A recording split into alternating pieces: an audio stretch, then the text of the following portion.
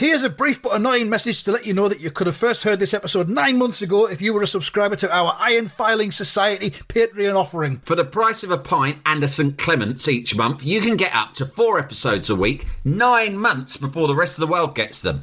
Early access to regular episodes, lots of other marvellous benefits, and there's absolutely no adverts or brief but annoying messages like this that will get right on your tits. Find out more and subscribe now at tftimemachine.com/ironfilings. Here we go, here we go, here we go, here we go, this is it! This is Top Flight Tune Machine. I am Andy Hotbody Dawson. Pow, pow, pow. I'm Sam Nifty Delaney, so what? Yeah, welcome along. It's Tune Machine, and we're looking at the 19th of November 1978 chart. Yes, Christmas was coming and the charts were full of things from Grease, the film, which is easily 1978's biggest thing. I didn't go to see Grease when it came out because I was too little. I was too young. But what I did get for Christmas 1978 was an amazing book of the film, but it was all stills from the film with speech bubbles. Yeah. So it was like lovely. you were watching the film. Yeah. And I devoured that because obviously everyone was into Grease. I mean, you probably were a little bit too young. I was 3, yeah. Yeah. But everything was Grease. Yeah, I'm pretty sure my brother Cass went to see it like 7 times at the cinema. Yeah, probably, yeah. It was on for months and months and months at the cinema. And, I devoured this book and it felt as if I'd seen the film because I'd seen so many clips from the videos of the songs and everything. It was almost like you knew it by osmosis without even going to see the film. And I had this like a graphic novel, but in photograph form. And I looked and they're on eBay and they're about 50 quid now. They're still on there. I am not going to get one. I'll just say that now. The thing about Grease is, right, it's a fucking banger of a film. It's one of the best films ever. It's certainly one of the best musicals ever. And when you think, oh, it was this phenomenon, it's like, yeah, I don't remember that because I was 3. But there is no part of me that thinks, oh, that's weird. It must have been a certain time. Of course it was a phenomenon. And still now, if you released the film today and no one had seen it before and it was exactly the same, the styling, the music, everything, it's just everything about it is like fucking catnip. Do you know what I mean? It's brilliant. Every performance is hilarious. The acting is brilliant. The styling is like beguiling. The songs are fucking knockout, right? I think probably the best thing about it, though, if you think like they had the songs, right? They had the setting. There's something about that kind of late 50s. I don't know when it's set. I guess late 50s or maybe 1960 or whatever, right? That kind of Americana look is like, it's timeless, and it's one of the few looks that everyone fucking loves, regardless, throughout time. It's post-World War II boom time, isn't it? Leather jackets, it's the cult of the quips, bobby socks, all of that rock stuff. And roll. Fucking superb, just like America. And when you were probably a little bit starting me now, American culture, British culture is all culture's been globalised. But thanks the shadowy forces of world economic control, right? but like, you know, that kind of Americana was like to British kids or kids all over the world was so like seductive. But I think really, because I think it had been a stage musical, right, before it got adapted to film.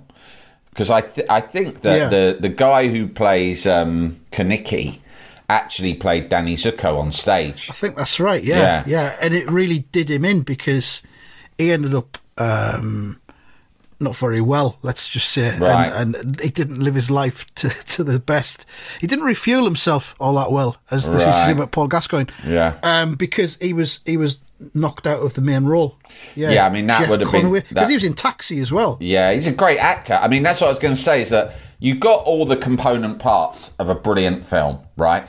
But the real kicker that I think made it from, you know, a great film that lots of people have seen to this timeless thing. I mean, like, fucking every year in my area, there's like some sort of Grease festival. I mean, I've never attended it because I'm a fucking adult. But you see you're not going to knock it, are you? See every year on a particular day, suddenly the whole area is filled with people either with pink ladies jackets or T-Bird jackets, and they all go to some sort of do. It's adults go to it, and this shit goes on all over the world. And for me, the key factor was the cast, right?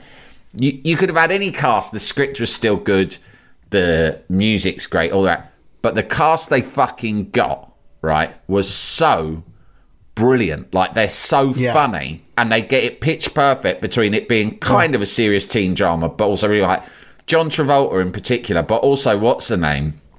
Rizzo, right? What's her name again? Right? They're so fucking funny. Like, all of them. Yeah. Kaniki, they're all the fucking other members of the T-Birds, those fucking dickheads. Right. Yeah. Like, well, you'll regularly get people on social media saying, "Look at this! This man is meant to be playing a teenager in this film. Yeah, he's clearly 32." Fuck off. Stockard Channing, she is fucking superb in it. But also the teachers are fucking amazing. Like the coach, fucking Eugene as well. I'm looking at them all now. Like Craterface. Fucking hell. Shasha Gregario. They're fucking amazing. So many great bits. Many great bits. Sid Caesar plays Coach Vince. Track running. Long distance running. Like, it's just fucking non-stop brilliant. And I've always thought it's like what tips it over the edge from being great to being like legendary is that they had like the best fucking cast who who are so funny all the way through it. But also just the Bee Gees, the opening song, which of course they're all sort of 50s influenced rock and roll, apart from the opening one, which is Grease by Frankie Valli. But that's written by the brothers Gibb, right? It is. I mean, and it's the best song in the It's the best song in the soundtrack, which is saying something because all the songs are good. But that song, if anything, is an underrated fucking banger. Totally, and it starts the film and it knocks you out. It's got like that animated opening, hasn't it? Yeah, the animated opening. When I was a kid, that was my favourite bit because obviously you prefer cartoons to humans when you're a kid, don't you? It's like the same as the Pink Panther films. They always had the animated opening because it's the Pink Panther from the Saturday Night cartoons. And he's somehow in this film, in front of the TV, and Grease is on, and you're like, "Here comes the cartoon bit! Whoa, come on! And Grease is on! Everyone, Grease is on!" And this would have been like in the 80s, do you know, years after it came out. It's still my reaction now. My kids love it. My kids love it. You know, it's just fucking sensational. It is. I feel like I want to watch it now. I feel like I want to do a fucking... Well, it's Easter holidays. My kids are bored. I might suggest later we watch a bit of Grease. You should. Yeah, it's probably on the telly anyway. It's Easter. Is it an Easter film? I don't know. It feels like it is. I mean, John Travolta obviously is like... He's become... Because of the old Scientology and whatnot, people laugh about John Travolta, right? Because he did turn weird. But those two performances, Grease and Saturday Night Fever, which is actually it's a very dark film, Saturday Night Fever. People, when they think of it, they just think of like the iconic dancing scenes, and they think, oh, it's just corny and cheesy. But this is like your mate Ken Loach, but doing New York City, right? My mate. Yeah. It's a gritty film. It's fucking gritty, right? And it's really dark. And there's big themes about male mental health that weren't covered and stuff like that in the time. It's an amazing film. I'm a huge fan of that film. Completely different to Grease. Yeah. And people sometimes... they don't show that at 7 p.m. on Channel 4 on Saturday night, do they? Sometimes people lump them in together because they're both John Travolta and they've both got famous soundtracks and John Travolta dances in them. But fuck me, they're so different. But also, he is a superb actor because he was in both those films, very different films, very different performances. One was like pure drama, pretty dark, nuanced drama. The other one was like comedy musical, and he's like 10 out of 10 in both of them. So say what you like about Travolta. For me, he's one of the greats of his generation. Yeah, and his second act when he came back and he did Pulp Fiction and Get Shorty and stuff like that. Yeah. All great. Amazing. Face Off. People like Face Off. That, like, I'm not so into that, but people love it. Do you not like Face Off? I do like it. I don't. Some people love it, like it's their favourite film. I do like it. I might actually rewatch it soon. I do think it's the best premise for a film ever. Yeah. I do think that, like, I was telling, like, Len about it recently. I can't remember how it came up. And he went, "What's that about?" And I said, "Mate, it's literally about two geezers who swapped faces." And he was practically crying with laughter. He thought I was on the wind-up. I went, "No, that's what it literally is. One's a goodie and one's a baddie, but they swap faces." Oh, it's so good. Two fellas who swap faces. And you've got Travolta and Nicolas Cage hamming the shit out of it. It's fucking amazing. It's great. Oh, talking of Nicolas Cage, he's been in a good film that I watched recently that's very funny. I'm trying to remember what it's called. It was quite famous last year, I think. The Unbearable Weight of Massive Talent. And Nick Cage plays himself in it, right? Yes. Is it good? I've not seen it. It's fucking funny.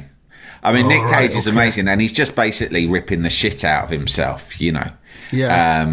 And as this sort of mad, egotistical actor who feels like his career might be on the slide.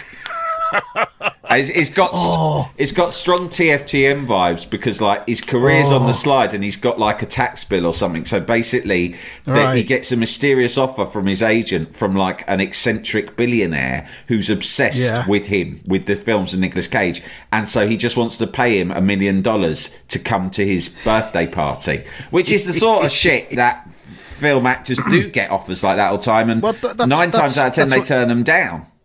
That's what Simon Jordan did when he tried to reform the specials, and they weren't having it. So he goes, because he's desperate and a couple of things happen to him, he loses out on Ross. He's like, fuck it, I'll do it. And that's the start of the film.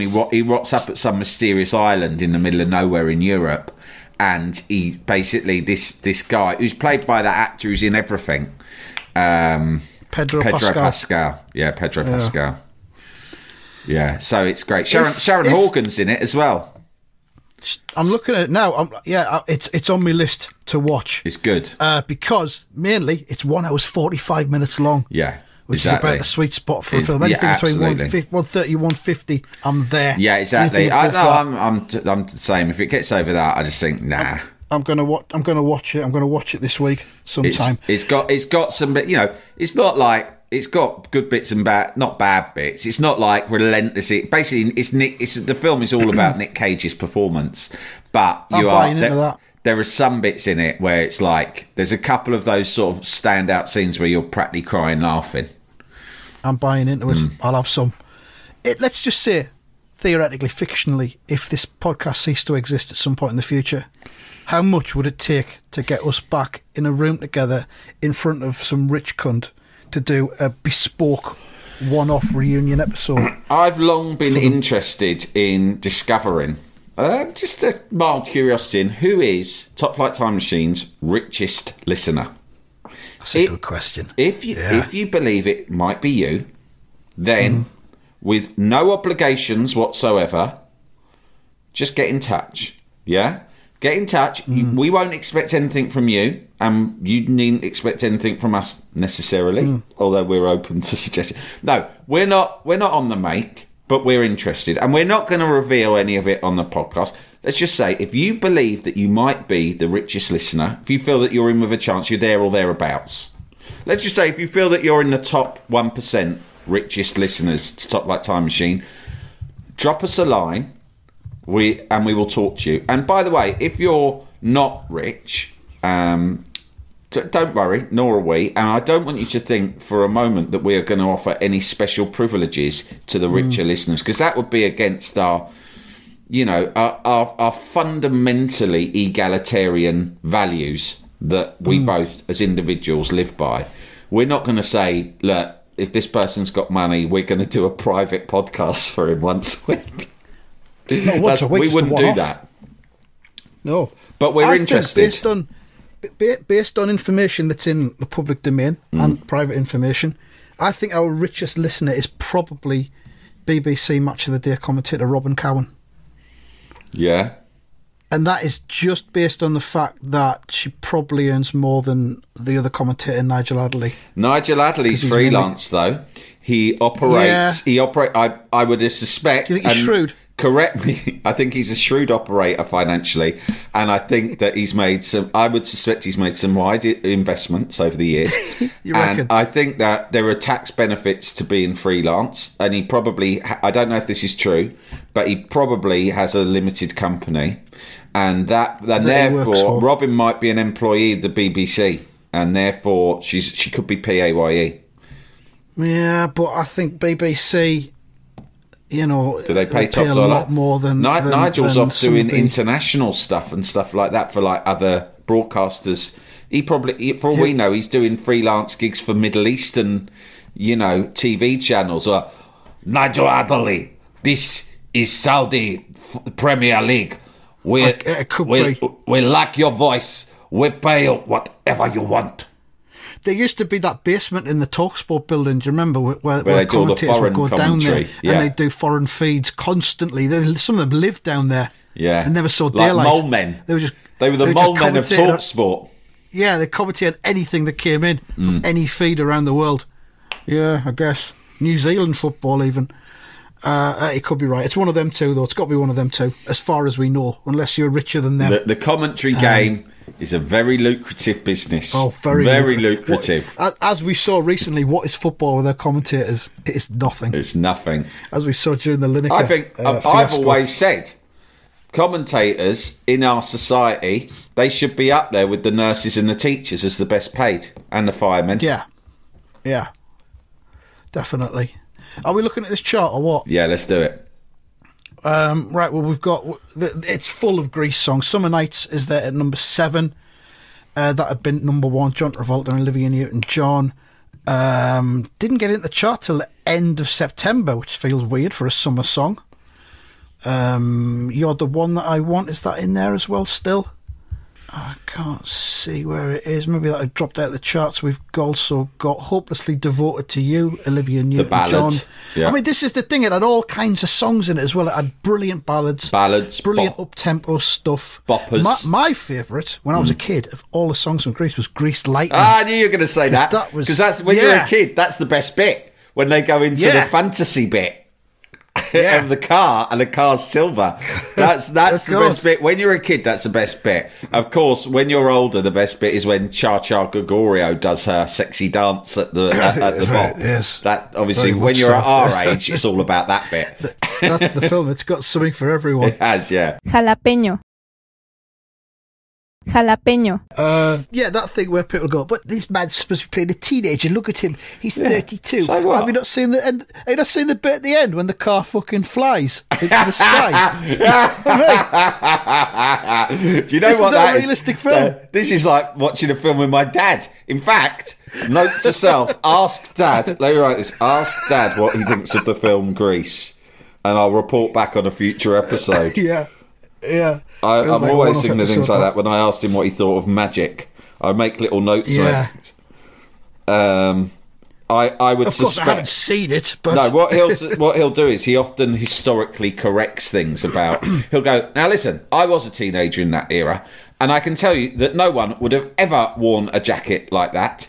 The actual style of jacket that people were wearing in that era had a very different shaped collar. That's the sort of shit he says. Yeah. I don't think I ever saw a car fly during that time. Ridiculous, ludicrous. There's a shop in Brighton that I used to love when I was a student, and it sells mod gear, right? But it's not vintage, it's reproduction stuff, right? But when I was a young lad in the 90s, Euro 96, I would go in there and I'd chat to the guy, and you'd buy Fred Perry's or what have you. And one time I was in Brighton with my dad years later when I was in my 30s, and the shop's still there. It's called Jump the Gun. And I said to him, because my dad was a very observant mod in the 60s, right? He was very... Best kind. Yeah, very extreme, like really observant, and is like, you know, he's a fantastic source of like sort of cultural history on that stuff. But he takes it a bit too seriously, because I said, come in this shop, I really like it. It sells all the 60s gear like you used to wear. Well, because it's all reproduction, I took him in there, and it was a giant mistake on my part, because I should have known. I foolishly and naively thought he would approve of this shop and of me for liking this shop. But quite the opposite was true. He came in and was immediately angered by the inaccuracy of the reproductions. And there was one thing that was like, they advertised it as the classic, I can't remember what they call it, but it's a classic style of shirt worn by Sean Connery, I believe, in Goldfinger, in a scene when he's by the swimming pool. And there's an open neck sort of 60s kind of polo shirt, right?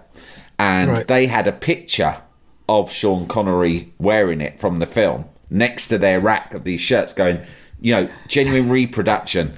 Well, it's only a small shop. And the bloke who runs the shop's a lovely guy. I've known him and chatted to him since I was like a student. He's still there now. And he's one of those guys who's very into clothes. He knows about the details and the history. And when I was a young bloke, I'd go in and he'd talk to me for a long time back because I was interested in that sort of thing. Well, it was terrible because I've brought my dad in thinking they'd get on. They did not get on. My dad has taken one of these shirts off the shelf and loudly explained to everyone, mainly to me, but it's to everyone who would listen, exactly what was wrong with the reproduction of, and exactly why it was inaccurate and false advertising for him to suggest that it was anything like the one out of the James Bond film or anything that anyone would have worn in the 60s. And no one could argue with him because, unlike all of you, I was around in the 60s and I was wearing shirts and they were nothing like this. Good day.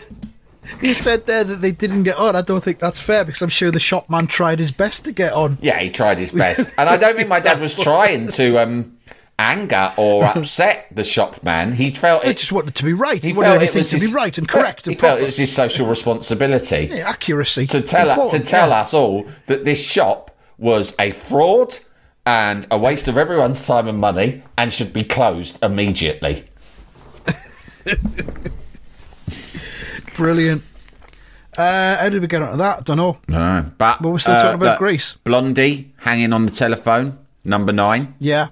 Blondie just entering their imperial fears there. I interviewed Debbie Harry and what's his name only last year. Chris Stein. I must have talked about that on the podcast quite a lot. You told me about it. I don't know if you talked about it. You told me about it straight after it happened before. Oh yeah, I was so excited. So I'm still excited now just thinking about it. Yeah, Chris Stein, Debbie Harry and Johnny Marr. Chris Stein's in New York. Debbie Harry was in her home in New Jersey. And Johnny Marr was in his studio in Manchester. So they were all on home turf. And it was quite the task for me, even as Britain's Best Journalist, to wrangle them all into a coherent conversation. I think you said Debbie was struggling with the technology somewhat. She was. It was funny because it was one of those Zoom calls that you get on and people always struggle with. You know, Debbie Harry is, I don't know, what's in her 70s now? Oh, yeah. So it was a bit like 70s, being with your mum, trying to like work out the Zoom and the volume and all of that. But she was absolutely charming. They all were, but she in particular, I melted, mate. I mean, you would, wouldn't you? I'm not surprised. I was rooting for you. Yeah. I asked you to leave it switched on in the background so I could be connected in as well, but you wouldn't do that. I did my best. I did my best to get through it with my dignity intact. Yeah. And I think I just about managed it. Yeah, good stuff. Good for you. What was I going to mention? There was something else in here as well. Shawadi Wadi at number 5. Former contestants in the Top Flight Time Machine Hardest group. I think they only made it to the quarterfinals in the end. Angel Eyes. Solid Shawadi Way track. I was going to mention the Buzzcocks, who are number 37, just because the Buzzcocks are easily the best group to have come out of the punk thing.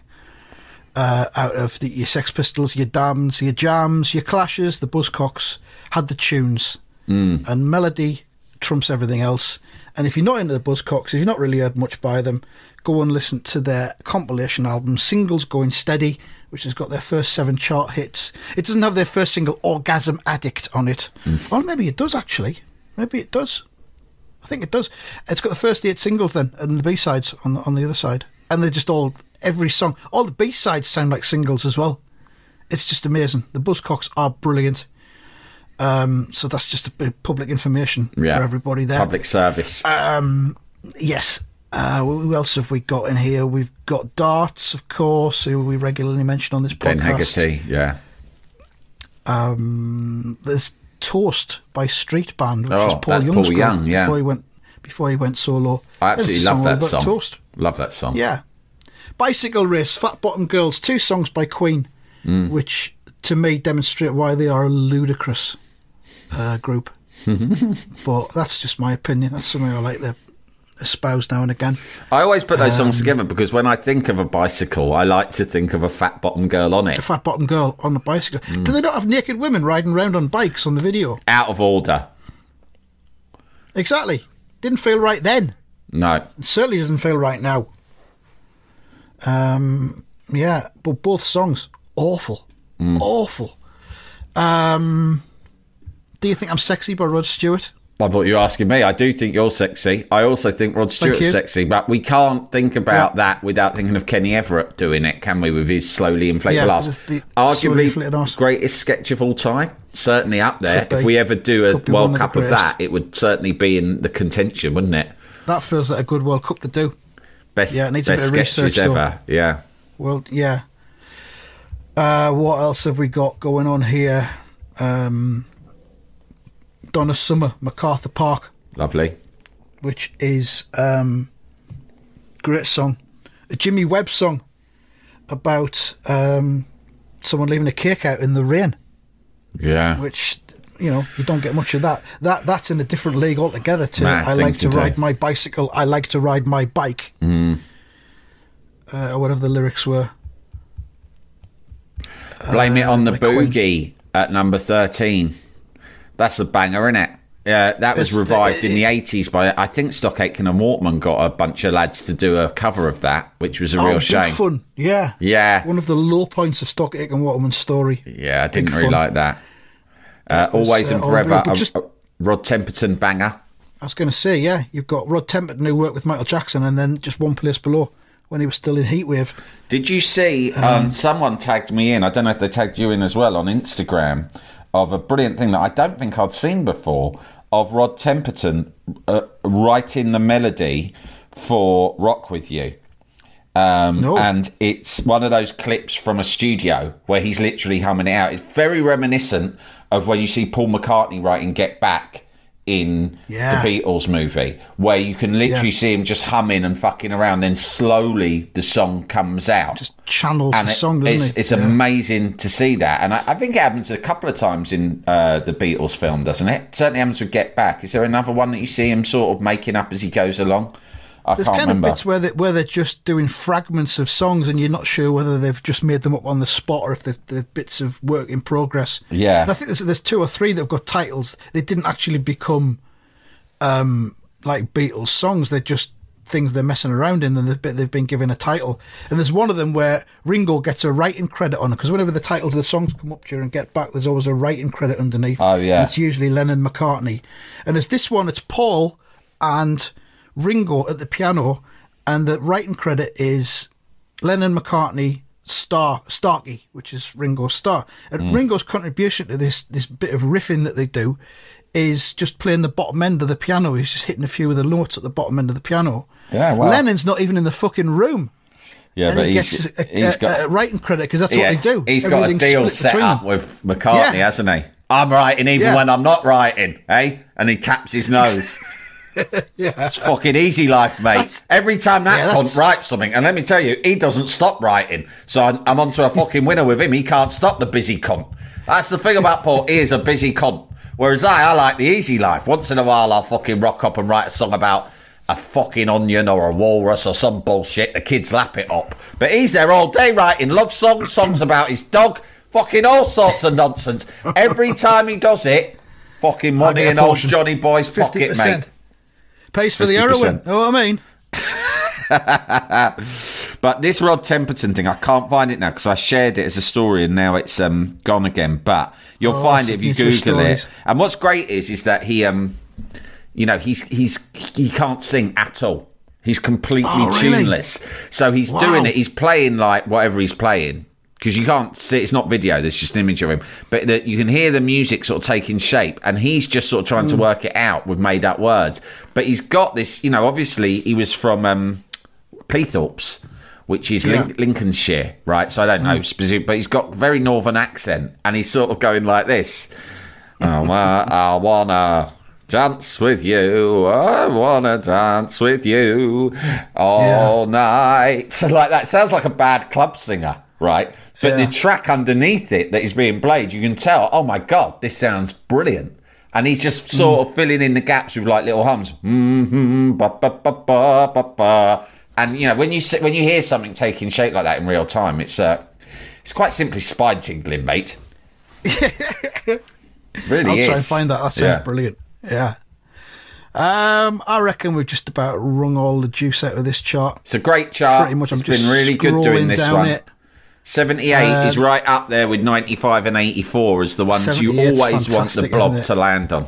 Yeah, and 79 as well, to be fair. 79 was the greatest selling singles year of all time. Really? Everyone went singles mad in 79, well, yeah. I can't remember if I said this on the previous ep, but basically the way in which it kind of tapped into like my memory, like, because at 3 you think you're not sentient, but all of these songs had a big emotional impact on me. And after we listened to we did the first episode of this, I actually just looked up a best of 78 playlist on Spotify and spent a day or two listening to it, and there were songs that I'd forgotten even existed that came back into my fucking nut and almost shot me back to like that time and place.